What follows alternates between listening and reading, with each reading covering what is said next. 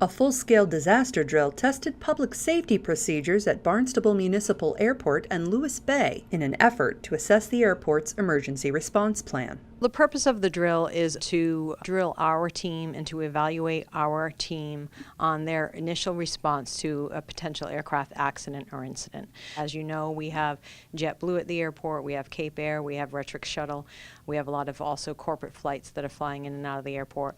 Because of that, we have special certification under the Federal Aviation Administration. They require that the airport practice emergency response and emergency drills and response times by our staff who is put in charge of making sure that we follow through to the letter on our certification for the FAA.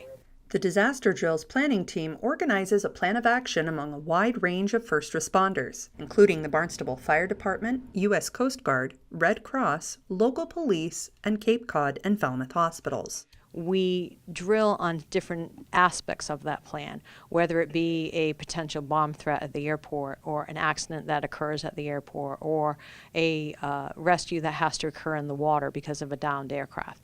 Those are all elements of our plan, and what we do is every 3 years we practice a particular element of that plan to say what went right, what went wrong, how did our team respond, what needs to change. For the Hyannis Fire Department, the drill provides a useful opportunity to test its Homeland Security mass casualty plan. To some extent, running an exercise is much like running an incident. So just from the very beginning of it, we already gained stuff. And then from the exercise standpoint, we'll ensure that we have the appropriate tools and equipment. We'll ensure that we have the right training. We'll ensure that we can adequately implement the mass casualty plan. That's a statutory requirement for us, so it's an opportunity to actually implement it and make sure that we can do it effectively. And if not, we'll develop a plan of correction and work on that. The safety drill identifies protocols and procedures that need improvement and helps fine-tune communication between departments. What we've seen recently at some exercises are really gaining what's called shared situational awareness, or having a common operating picture.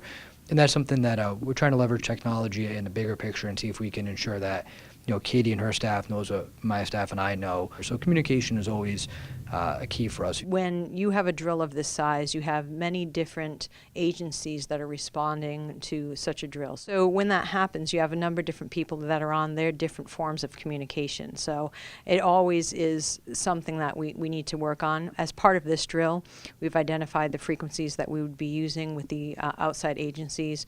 We've identified, an incident command system that we will be using, so that there are leaders for each agency that are part of that incident command system, so that when there are things that are needed to respond to an incident such as this, there are resources that are needed, you have that incident command that you can go to those head agencies and you say, these are the items that I need to help me with this particular incident. The drill was held Wednesday, September 5th in Hyannis and will happen again in 2021. For Cape Media News, I'm Gabrielle Rawson.